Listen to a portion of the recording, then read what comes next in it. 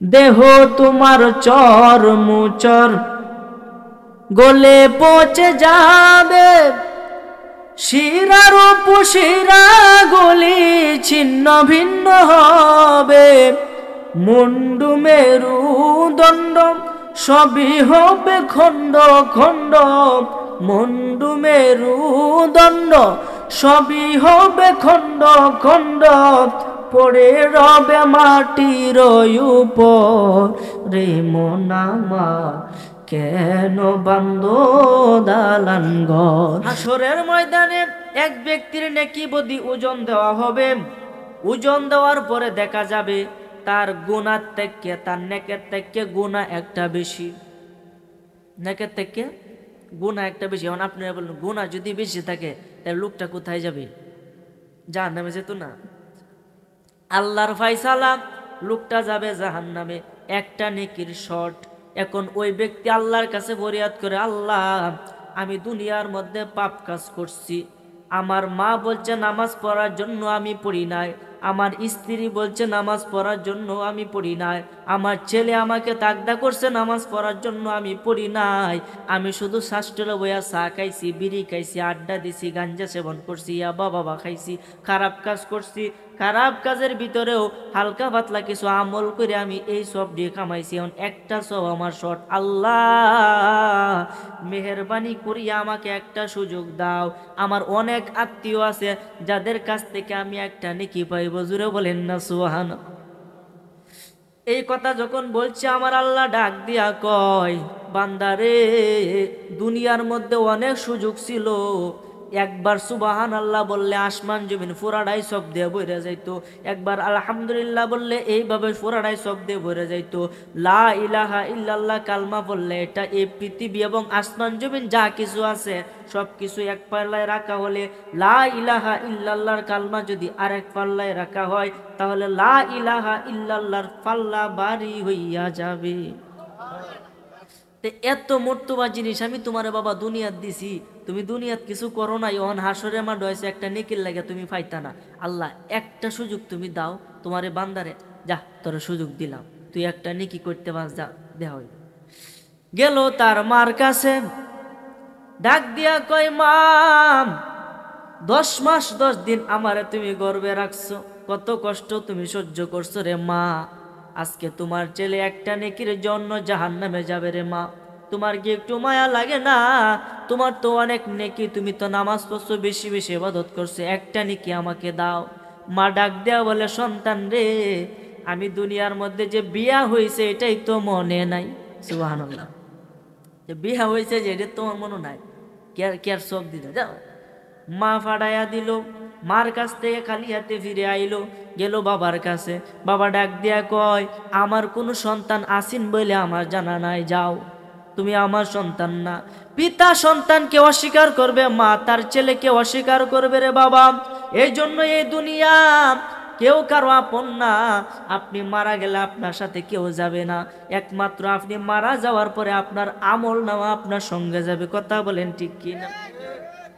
এই জন্য তো আমি কই, চিন্তা করে দেখো না কবরে কি যাইবা না, চিন্তা করে দেখো না কবরে কি যাইবা না, যেই কবরে আমল ছাড়া সঙ্গে কিছু যাইবে না, যেই কবরে ঈমান ছাড়া সঙ্গে কিছু যাইবে না, চিন্তা করে দেখো না কবরে কি যাইবা না, চিন্তা করে কবরে কি।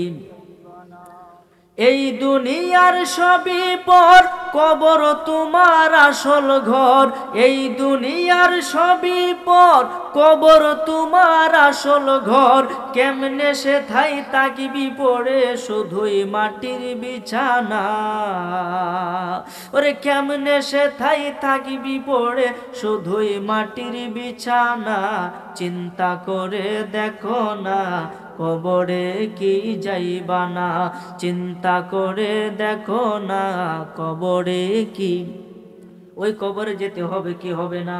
বাবা খুব মনোযোগ দেন, খুব মনোযোগ দেন। আশেপাশে কথা বললে ওয়াজ পড়া যাবে না, খুব ঠান্ডা মেজাজে ওয়াজ পড়তে হবে, নাইলে আপনারা বুঝবেন না। ওই ব্যক্তি পিতার কাছ থেকে আইলো, মাতার কাছ থেকে আইলো, কেউ তাকে সব দিল না। অবশেষে যাবে তার ছেলের কাছে, ছেলেও বলবে না আমার কোনো বাবা নাই। যাবে তার স্ত্রীর কাছে, কেউ নাই, কেউ নাই, কেউ নাই, কোনো কিছু নাই, সব দেওয়ার মতো কোনো মানুষ নাই।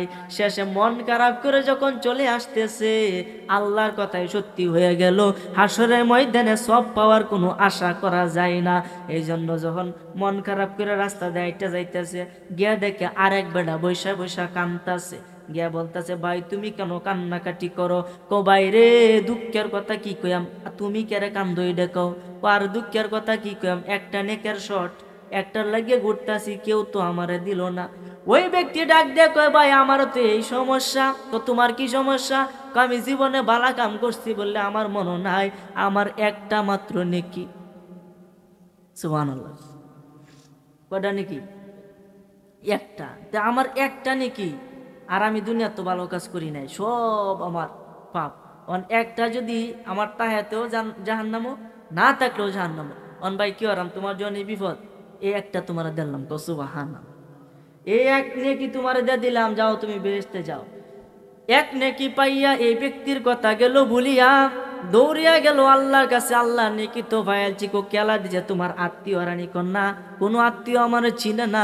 শেষে আত্মীয় যে আমাকে চিনে না, ওই ব্যক্তি আমাকে একটা সব দিল। আমার আল্লাহ ডাক দিয়া কয়, বান্দারে, যে ব্যক্তি তোরে সব দিছে তুইও বেহেশতে যা, সাথে হেডেরেও লইয়া যা। আর আসতে কোন সুবহানাল্লাহ। আল্লাহ কারে কোন ছেলে মাফ করে এটা কোন যা? আরে কোন জানে, একবার আপনার সারা জীবন কিতাব লিখছে, কিতাব লিখছে, যা আগে কিন্তু দৈত কলম দিয়ে লিখতো। আপনারা জানেন যারা মুরব্বী, দৈত কলম কালি ডুবাইয়া ডুবাইয়া খুঁজছে ফালাইয়া কিন্তু লিখতো। এই বেটা কি করছে, জীবনের যত কামাই আছে সব কামাই শুধুমাত্র এই কিতাব লেখা, এছাড়া আর কোনো বেড়ার কোনো পুণ্য নাই। যখন কিতাব লেখছে, তার আশা যে এই কিতাবের উসিলায় আল্লাহ আমাকে মাফ করে দিবে, আমার তো আর কোনো পুঁজি নাই। দেখেন আল্লাহ কোনটার উসিলায় মাফ করে, একটু চিন্তা করুন রে বাবা। এই কিতাব লেখছে, অসংখ্য কিতাব, লাইব্রেরি বই রেখছে কিতাব লেখিয়া। হঠাৎ করে একদিন রাত্রে স্বপ্ন দেখে কিয়ামত হইয়া গেছে। স্বপ্ন দেখে কি দেখে, আচ্ছা কিয়ামত যে হচ্ছে, বেটা হিসাব দেওয়া লাগতো না। বেটা ডাক সিরিয়ালে তার নাম আইছে, হ্যাঁ গেছে। ইয়া কইতাছে, তুমি কি আনছো, তোমার জীবনে কি আছে দেও, প্রমাণ দাও, আমল নামা দেও, তুমি কি করছো হিসাব দেও। কিয়ামতের আগে জান্নাতে যাবার আগে 5টা প্রশ্ন করব। এর মাঝে প্রথম প্রশ্ন, তোমার জীবনটা কোন খাতে ব্যয় করছো, যৌবনটা কোনো কাটাইছো, তোমার যে টাকা দিছি কোন খাতে ব্যয় করছো। এভাবে 5টা প্রশ্ন আপনাকে করা হবে। যতক্ষণ পর্যন্ত আমি পৃথিবীর সমস্ত মানুষ 5টা প্রশ্নের উত্তর দিতে না পারবে, খোদা কি কসম, ওই ব্যক্তি জান্নাতেও যাবে না, জাহান্নামেও যাবে না। 5টা প্রশ্নের উত্তর দিয়ে যেতে হবে। যদি হিসাব দিতে পারেন বেহেশতি, হিসাব না দিলে ফি নারি জাহান্নামা খালিদিনা ফিহা, যাও তোমার লাগে জাহান্নাম বরাদ্দ। এই জন্য যুবক ভাই, তোমার পায়ে ধরে বলি, পাপ কাজ থেকে বিরত থাকো। কেননা আমার আল্লাহ বলছে, তুমি যতই গোপনে পাপ কাম করো, আমি আল্লাহ স্বচক্ষে, আমি আল্লাহর কুদরতি চোখে এটা উপলব্ধি করে আমি দেখি, এবং 2 কান্দে 2 ফেরেশতা দ্বারা এটা লেখা এবং ভিডিও করি, সাথে আমার নবীজিরও সাক্ষী হিসাবে দুনিয়াত পাঠায়া দিছি। 5টা সাক্ষী হয়ে যান। এই জন্য বাবা, পাপ কাজ করা যাবে না। ওই ব্যক্তি এত এত কিতাব লেখার পরে হাসরের ময়দান যেদিন কায়েম হয়ে গেছে, স্বপ্ন থেকে দেখে, তার নাম হইল, ডাক দিয়া কই, বাবা তুমি কি কি আনছো আমাকে একটু দাও, তোমার আমল নামাটা একটু দেও। ডাক দিয়া কই, আল্লাহ আমার আমল নামার মধ্যে শুধু কিতাব লিখছে, আর তো কোনো আমল আবার নাই। তুমি যদি মেহেরবানি করে কিতাবগুলা গ্রহণ করো, কিতাবের উসিলায় আমারে মাফ করো, তাইলে আমার জীবন ধন্য হয়ে যাবে। আমার আল্লাহ ডাক দিয়া কই, বান্দা তুমি যে কিতাব লেখছো আমার তো একটাও পছন্দ হইছে না। এখন আপনারাই বলেন, এত এত কিতাব লিখছে, এত পরিশ্রম করে বেটা, এখন বেটা বেটা পছন্দ হয়েছে না আল্লাহ। আচ্ছা বেটা কি জান্নাতি না জাহান্নামি? জাহান্নামি। তখন বেটা কানতেছে, যখন কানতেছে আল্লাহ ডাক দেয়া কই, বান্দা যাও, তোমাকে একটা শর্তে আমি মাফ করতাম পারি। যে কি শর্ত আল্লাহ, কি কারণে তুমি মাফ করবা? তুমি যখন দৈত কলম দিয়ে লেখতা, লেখার পরে একটু সামান্য কালি এই দৈত কলমের মধ্যে বাইজা ছিল, তখন একটা মাছি আইসা এই কালির মধ্যে বসছিল, এই মাসি আয়সা যখন বসছে, মাসিটা কালি খাইতেছিল, আর তুমি বলছিলা না মাসিটা সামান্য কালি খায়া তার তৃপ্তিটা মিটায়া লাগ। এই যে একটা ভালো মনোভাব তুমি ভিতরে পয়দা করছো, ওই ক্ষুধার্ত মাসিটাকে সামান্য এক ফুটা তুমি দৈত কলমের কালি খাওয়াইছো। এই কালি খাওয়ানির উসিলায় এই মাসিটাকে পিপাসার্থ ছিল, পিপাসা থেকে মুক্ত করার উসিলায় আমি তোমারে ওইটার উসিলায় মাফ করে তোমাকে জাহান্নাম থেকে বের করে জান্নাত নসিব করিয়া দিলা। আমার আল্লাহ ডাক দেয়া কই, বান্দা জীবনে কত পাপ করবে, পাপ কর, কোনো সমস্যা নাই। যেদিন হেদায়েতের আলো, হেদায়েতের নূর তোর অন্তরের ভিতরে জ্বালিত হইয়া যাবে, ওই দিন যদি তুই এক ফোঁটা চোখের পানি চোখ দিয়া বাইর করে আমার কাছে তওবা করতে পারস, তোর জীবনের গুনাহ খাতা ক্ষমা করে দিয়ে তোকে নিষ্পাপ মাসুম বাচ্চার থেকে আরো নিষ্পাপ বানায়া দিব। আমার আল্লাহ ভারে কি ভারে না? আরে ভারে যে কেমন চিন্তা করেন, শুধু মাফ করতো না, আপনার ওলি বানায় দিব। সুবহানাল্লাহ বলেন না। বিশর হাফি, নাম কি? বিশর হাফি, একজন লোকের নাম, মনে রাখবেন। নাম কি? বিশর হাফি রহমতুল্লাহ আলাই। ওনার মতো এমন খারাপ একজন লোক মনে হয় না যে আর কেউ আছে, এরকম হবে না। উনি কি করতেন জানেন? মদ খায়া বেশাল হয়ে পড়ে থাকতো। নাউজুবিল্লাহ কইতেন। মদ খায়া বেশাল হয়ে, আর কি লাগে না চিন্তা করুন। বেশাল হয়ে থাকতো সারা রাত দিন 24 ঘন্টা। তার মা আবার আল্লাহ ভক্ত, নামাজ পড়ে 5 ওয়াক্ত। তাইলে এই পুত হয়েছে আরেক রকম, কেন হইল? এবং এই লোকটা কিভাবে ফিরে আসলো? যদি ভালো করতে হয়, সে সাময়িক খারাপ কাজ করলেও অবশ্যই সে ভালো হয়। আর খারাপের করতে হইয়া সাময়িক ভালো কাজ করতেছে, ভবিষ্যতে সে খারাপই হবে। কথা কোন ঠিক কি? এই জন্য গাছ গুনে ফল, ফল গুনে হয় গুড়া, বাপ গুনে হয় বেড়া। কথা কোন ঠিক কিনা? এই জন্য আমার ভাইরা, বাবারা, বন্ধুরা, বাপ যার ভালো হবে, সন্তান তার ছেলে অটোমেটিকলি ভালো হইয়া যাবে। মা যার ভালো হবে, তার মেয়ে তার মতোই ভালো হইয়া যাবে।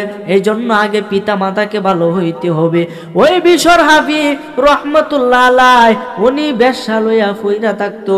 তিনি প্রতিদিন মদের আড্ডার মধ্যে যাইতো। একদিন 2 বন্ধু, সে এবং তার আরেক বন্ধু, একসাথে রাস্তা দিয়া হাইটা হাইটা মদের আড্ডাখানায় যাইতেছে। হঠাৎ করে এই বিশর হাফির নজর গেল একটা ড্রেনের মধ্যে, যেখানে ময়লা আবর্জনা ফেলানো হয়। ওইখানে একটা সুন্দর, একটা অনেকগুলা কাগজের টুকরা, এখান থেকে একটা কাগজের টুকরা তুলছে। তুললে দেখে আরবি লেখা। সুবহানাল্লাহ। কি লেখা? আরবি লেখা। আরবি লেখাটা দেখতাছে। আরবি লেখা যখন দেখে, সে মূর্খ, পড়তে পারে না। এই লেখা লইয়া গেছে বাড়িতে। বন্ধু ডাক দিয়ে কই, বন্ধু যাইতে না তো, মধ্য শেষ হয়ে যাইব। কো বাবা আজকে যাও, আমি আজকে যাব না। কো কেন? কো এই লেখাটার মধ্যে কি আছে এটা আমার মাকে গিয়া জিজ্ঞেস করব। বলেন না সুবহানাল্লাহ। দৌড়িয়া গেছে, মাইজ রাস্তা থেকে দৌড়িয়া গেল, গিয়া তার মারে দিল। মা, এই কাগজের টুকটার মধ্যে কি লেখা? মা হাতে নিল আর কান্না শুরু কইরা দিল। কো বাবা রে, এই কাগজের টুকটার মধ্যে এমন একজন মহা অধিপতির নাম লেখা, যে তোমারে বানাইছে। বিসমিল্লাহ লেখা। কি লেখা? বিসমিল্লাহ। আরে বিসমিল্লাহর এত বরকত, বিসমিল্লাহর এত বরকত। সুবহানাল্লাহ। আপনি তো খাবারের আগে বিসমিল্লাহ না কোন। অনেক যুবক আছে আগে হাত ধুয়ে খালি খায়ালা। 2 হাত ধোয়া সুন্নত। 2 হাত ধুয়া সর্বোচ্চ, মানে সর্বনিম্ন 1 হাঁটু উঠাইয়া, আর যদি ভালোভাবে আদায় করেন তো 2 হাঁটু উঠায় পেটের একটা জাতা দিয়া বৈশা খাবেন, এবং শাঙ্কির মধ্যে খাইবেন, অল্প অল্প খাইবেন, 3 আঙ্গুলে খাওয়ার চেষ্টা করবেন। এগুলো সুন্নত। আমরা তো এগুলো মানি না। কথা কেন ঠিক কিনা? নবীজি যে পথ দেয়া গেছে, এবার তো আপনি হাঁটতে পারেন, নিঃসন্দেহে বেহেশতে যাবেন। সুবহানাল্লাহ বলেন না। তখন বলতেছে বিসমিল্লাহ। এই জন্য খাবারের আগে বলতে হয় বাবা বিসমিল্লাহ। যদি না বলেন, নবীজি বলেছেন, সেই ব্যক্তি ভাত খানা, শয়তান সে খাবার টাকা। নাউজুবিল্লাহ বলে। একবার 2 শয়তান দেখা হয়েছে। কইলতাম নি ঘটনাটা মনে হয়েছে? কইলতাম। 2 শয়তান দেখা হয়েছে। এক শয়তান আপনার একটু মোটা, আর এক শয়তান হচ্ছে চিকন। অন মোটা এবং চিকন, অন আসলে 2 জন ভাই দেয়া হয়েছে, একসাথে আইসে। কইতেছে, কি গো ভাই, এই কি অবস্থা তোমার, এত মোটা কিভাবে হইলা? কবা আর কইও না, এক বলদের সাথে থাকি, এই বলদে খাবার আগে কোনো বিসমিল্লাহ টিসমিল্লাহ কর না। তখন জন কয় না আমি এটা ফেটো যে আমার এই কারণে আমি মুড হয়ে গেছি। আর কতে তুমি চিকন কেরে কবাই কি কইয়াম এই দশা আমারও। আমি তাহি এক ভালো মানুষের কাছে, সে গড় ডোয়ার সময় কো বিসমিল্লাহ, বাইরের সময় কো বিসমিল্লাহ, ভালো কাজের আগে সব কাজের আগে কো বিসমিল্লাহ। আর এই বিসমিল্লাহটা শুনলে আমার শরীরে মধ্যে আগুন জ্বলে, আমি তার কাছ থেকে দূরে চলে যাই। তখন সেই ব্যক্তি যে খা তার পেট হয়ে যায়, আমার পেট হয়ে যায় না, না খাইতে খাইতে আমি চিকন হয়েছি। কি বুঝলেন? সত্য ঘটনা, কিতাবের ঘটনা। এই জন্য বাবা শয়তান আপনার সাথে একদিন নবীজির সাথে এক সাহাবী খাইলো, সে বিসমিল্লাহ বলল না। বিসমিল্লাহ যদি না বলেন তাহলে ওইখান থেকে কিভাবে আসছে চিন্তা করেন। বিসমিল্লাহ যদি আপনি ভুলে যান তাহলে কি বলবেন? ওই সাহাবী ভাত খাইতেছে রাসূল পাকের সাথে, খাইতেছে সে বিসমিল্লাহ বলতে ভুলে গেছে। রাসূল সাল্লাল্লাহু আলাইহি সাল্লামের চোখে শয়তান গোপন থাকতে পারে না। রাসূল সাল্লাল্লাহু আলাইহি সাল্লাম শয়তান দেখতে পারে, দেখতাছে তার সাথে শয়তান খাইতাছে। শেষে একটা টুকরা বাকি আছে, সুবহানাল্লাহ বলে একটা বাকি রয়েছে। ওই মুহূর্তে ওই সাহাবীর মনে পড়ে গেল আমি তো বিসমিল্লাহ বলি নাই, এখন কি করি? সঙ্গে সঙ্গে তিনি বলল বিসমিল্লাহি আউয়ালাহু ওয়া আখিরা, বলেন না সুবহানাল্লাহ। বিসমিল্লাহি আউয়ালাহু ওয়া আখিরা, সঙ্গে সঙ্গে এটা কইয়া শেষ টুকমাটা খাইছে। নবীজি ডাক দিয়া কয় তুমি যদি এরা না কই তাতে আজকে সম্পূর্ণ খাওয়ান শয়তানের পেটে গেল হইলে হে দো শয়তান কেমনে বমি করতেছে, সুবহানাল্লাহ। তার মানে বিসমিল্লাহ কই যদি আপনি খাইন তাহলে এটা শয়তান খাইতে পারে না। আর যদি বিসমিল্লাহ কইতে আপনি ভুলে যান তাহলে মাইজ গানে বলবেন বিসমিল্লাহি আউয়ালাহু ওয়া আখিরা, এতে শয়তান যে দেখাইছে হেডে বমি করে বাইর করে দিব, সুবহানাল্লাহ বলেন না। আর আস্তে কোন সুবহানাল্লাহ। এই জন্য আমার ভাইরা বাবারা বন্ধুরা, এই বিসমিল্লাহর এত পাওয়ার, এত পাওয়ার। আরো অনেক ঘটনা আছে বিসমিল্লাহর, ওই দিকে যাব না, মূল কথাটা বইলা ফেলি। ওই বিশর হাফির মা বলতেছে বাবা এই কাগজের মধ্যে তোমার প্রতিপালকের নাম লেখা, যে তোমাকে লালন পালন করে, যে তোমারে বানাইছে। বিশর হাফি, আগে নাম ছিল বিশর, পরে হইল হাফি। কেন হইল হাফি চিন্তা করেন বাবা। তখন বলতেছে হাই রে আমার প্রভুর নাম, যে আমারে বানাইছে আমি এত বড় হইছি, সেই প্রভুর নাম ডেইনের মধ্যে থাকে। এটা তো আমি নিজেকে ক্ষমা করতে পারবো না। সে কি করলো, সুন্দরভাবে কাগজটাকে একটু মুছলো, মুইসা বাজারে চলে গেল। বাজারে গিয়া সুন্দর দেখে রেশমের কাপড় কিনলো, সাদা কালারের কাপড় কিনলো। কাপড় কেনার পরে বাড়িতে আইলো, আয়া আল্লাহ পাকের বিসমিল্লাহ নামটাকে, কাগজটাকে সুন্দরভাবে এই কাপড় দিয়ে ঢাকলো। কাপড় দিয়ে ঢাকা এটার মধ্যে মেশকো আম্বর আতর ছিটাই দিল, সুবহানাল্লাহ বলেন। এইভাবে আল্লাহ পাকের নামটাকে সম্মান করতেছে। কহাই রে আমার খোদার নাম ডেইনে তাকে, এত তো আমি ক্ষমা করতে পারবো না নিজেকে। এটা বলে সে অনেক একটু উষার মাঝে তৈছে, এখানে থাকবে। একটু পরে না, এখানে থাকলে আমার মন মতো হচ্ছে না, আরো উপরে তৈতে হবে। আর একটু উপরে তৈছে, আর একটু উপরে, কিন্তু এক জায়গা তো তার মনের মতো হয় না। শেষে সারা রাত তার মাথার মধ্যে রাখছে, সারা রাত তার মাথার মধ্যে রাখতেছে, খারুয়ে রয়েছে। খারুয়ে থাকতে থাকতে হঠাৎ করে আল্লাহ রাব্বুল আলামিন তার চোখের মধ্যে একটা ঘুম দিচ্ছে। সে ঘুমায় পড়ছে। ঘুমের করে স্বপ্নে দেখে আল্লাহ আলহামের মাধ্যমে ডাক দেয়া কইতেছে, হে বিশর, হে বিশর, তুমি যে আমার নামটাকে ডেন থেকে কোরাই আইনা সুন্দরভাবে মুচ্চা রেশমের কাপড় দিয়া ডাইকা এটার মধ্যে আতর চন্দন এগুলা লাগাইয়া সুন্দরভাবে ঘ্রাণময় কইরা তোমার মাথার মধ্যে এত সম্মান দিছ, সারা রাত্র খারায় রইছো আমার নামটাকে লইয়া, এর উসিলায় আমি তোমার জীবনের গুনাহ খাতা ক্ষমা করে দিয়ে তোমাকে আমার ওলির কাতারে তোমার নামটা লিখে দিলাম। বিশর হাফি ঘুম থেকে সজাগ হইয়া গেল। এই সময় তাকায় দেখে তার পায়ে কোনো জুতা নাই। হাফি শব্দের অর্থ হইছে খালি পাওয়ালা, মানে জুতা ছাড়া খালি পাওয়ালা। তখন বিশরে বলতেছে আমি এত বড় একটা সুসংবাদ পাইলাম, তাও আবার খালি পায়ে। আজকে থেকে আমার নাম বিশর হাফি, মানে খালি পাওয়ালা। ওই দিনের পর থেকে বিশরে আর কোনোদিন জুতা পরে না। কেমন আল্লাহর ওলি হইছে। তাহলে এই ব্যক্তি তো খারাপ আছি, এর থেকে কি আমরা ভালো না? কোনটা কই? অন্তত এর থেকে তো আমরা ভালো আছি, যে পজিশনে আছি। তাহলে আমরা যদি একটু তওবা করি, আল্লাহ কি আমাদের কি ক্ষমা করবে না? এই জন্য বাবা আল্লাহর সাথে, আল্লাহর কাছে সব সময় নত হয়ে থাকবেন, আল্লাহর কাছে সব সময় নত হয়ে থাকবেন এবং বেশি বেশি আল্লাহর কাছে তওবা করবেন, আল্লাহর কাছে দোয়া করবেন যাতে আল্লাহ আপনার জীবনের সমস্ত গুনাহ কথা ক্ষমা করে দেন। পারবেন না ইনশাআল্লাহ? ইনশাল্লাহ পারবেন। কেননা ওই হাবিবে আজমের মতো এমন সুদখোররে যদি আল্লাহ ভালো করতে পারে, মাফ করতে পারে, তাহলে হ্যাঁ থেকে তো আমরা অনেক ভালো। হাবিবে আজম কি করলো? এই হাবিবে আজম যে কাজটা করছে এটা শুনলে আপনারা বলবেন যে না, এটা বালাই করছে। সুদের ব্যবসা করতো। আচ্ছা, সুদের ব্যবসা হলে কি বেহেশতে যেতে পারবো? সুদখোরের পেট হাসরের ময়দানে হাতির মতো বড় হবে, তাকে এই অবস্থায় জাহান্নামের মধ্যে নিক্ষিপ্ত করা হবে এবং সে ছটফট করতে থাকবে, লড়তেও পারবে না। তাহলে কিরকম শাস্তির হবে চিন্তা করেন। এই জন্য আমার ভাইরা, বাবারা, বন্ধুরা, সুদ ঘুষ খাওয়া যাবে না।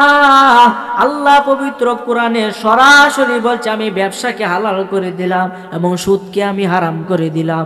এরপরে যদি কেউ সুদ খায়, সুদ গ্রহণ করে, সে বিনা হিসাবে জাহান্নামে যাবে। এই জন্য বাবা সুদ খাওয়া যাবে না।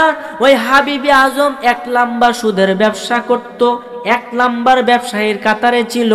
আগে তো এত সুদখোর ছিল না, এখন তো ঘরে ঘরে সুদখোর আছে না নাই? কথা কন্যার হক কথা কইতে ডরাই নাকি? তা কোনটা কই হক লাইছে? হক কথা কইতে ডরাই নাকি? আরে আল হাক্কু মুররুন, হক কথা তিতা লাগবই। কথা কোন ঠিক কিনা? কথা দিতে লাগবো। এমন অধিকাংশ মসজিদের মধ্যে দেখা যায় সভাপতিতে সুদখোর। হাই রে আল্লাহ, মসজিদ আল্লাহর ঘর, আল মসজিদু বাইতুল্লাহ, মসজিদ আল্লাহর ঘর, ওইখানে চলে বেআইনি কাজ। হ্যাঁ, কিভাবে হবে বলেন? আল্লাহ তাদেরকে হেদায়েত দান করে, বলেন আমিন। আমাদেরকে আল্লাহ ভাড়াইছে, আল্লাহ আমাদেরকে এই পথে নিছে যে হক কথা তুমি বলে যাবা, কেউ মানলে মানুক, না মানলে নাই, এতে তোমার কিছু করার নাই, তুমি শুধু বলেই যাবা। বলেন না সুবহানাল্লাহ। এই জন্য আমার ভাইরা, বাবারা, বন্ধুরা, ওই হাবিবে আজম সুদের ব্যবসা করত। আর ওই যুগের কিছু ভালো ভালো মানুষ ছিল যেটা এই সুদের ব্যবসাটাকে তারা গ্রহণ করত না, তারা খারাপ নজরে দেখত। একদিন কিছু রাখাল, কিছু গরু, কিছু ছাগল মাঠের মধ্যে চড়াইতেছে। এমন সময় হাবিবে আজম রাস্তা দিয়ে হাইটা যাইতেছে। ছাগল গরু রাখে যে এর কি খুব দামি মানুষ? কোনটা কোন? যে গরু ভালে রাখালে কি খুব দামি? দামি নাই। হাবিবে আজম এত দামি, এত টিয়া সম্পদ, সে যখন রাস্তা দিয়ে আইতেছে, এ রাখাল্লা কইতেছে এই তাড়াতাড়ি দৌড় দেব। কেরে? হাবিবে আজম আইতেছে, তার শরীরের বাতাস যদি আমরা শরীর লাগে, আমরা শরীর নাফাক হয়ে যাবো। বলেন না নাউজুবিল্লাহ। আচ্ছা কোনছে উনি একজনের সরাসরি এবার শরম দে, আর কি মাথা থাকবো? এই হাবিবে আজম কই আমি এত বড় একটা সম্পদশালী লোক, আমার একটা রাখালেও সম্মান দেয় না, তার মানে এই সম্পদ আমার কোনো কাজে আসবে না। সে তওবা করার জন্য ছটফট করতেছে। ওই যুগের একজন বিখ্যাত ওলি ছিল, নাম তার হাসান বসরি রহমতুল্লাহ আলাই। ওই হাসান বসরি যুগে ওই হাবিবে আজম চিন্তা করছে কি করা যায়। এত সুদের ব্যবসা করলাম, এত কিছু করলাম, মানুষ আমার এখন গরু রাখালেও আমার অসম্মান করে, এখন আমি কি করব?